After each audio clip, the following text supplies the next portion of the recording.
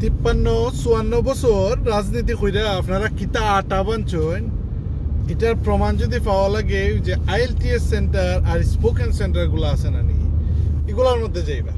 এগুলোর মধ্যে গেলেই বুঝতে পারবা যে তরুণরা আপনারা কি পরিমাণ ভালোবাসে এবং এত পরিমাণ ভালোবাসে যে রাইতের দিনে তারা ফুল নিয়া আমার মনে বিছনার বালিশের বদলে তারা ফুল নিয়ে ঘুমায়, যে আপনাদের দেখা মাত্রই ফুলের শুভেচ্ছা জানানো হবে। এই জন্য কি বলছে বুঝছেন? তো আপনারা যেই পরিমাণ ছিঁড়ছেন এবং আটা বাঁধছেন এই 54 বছর রাজনীতি করে এই বাংলাদেশের রাজনীতিরে যে পরিমাণ দিয়েছেন, হ্যাঁ, তো এটা ওই আইএলটিএস সেন্টার আর ওই স্পোকেন সেন্টারগুলোতে গেলে পরেই বুঝতে পারবেন, বুঝছেন?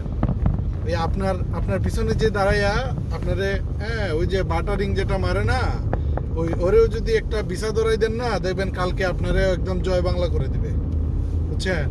খালি জয় বাংলা না, বাংলাদেশ জিন্দাবাদও করে দিবে আর কি। ওকে।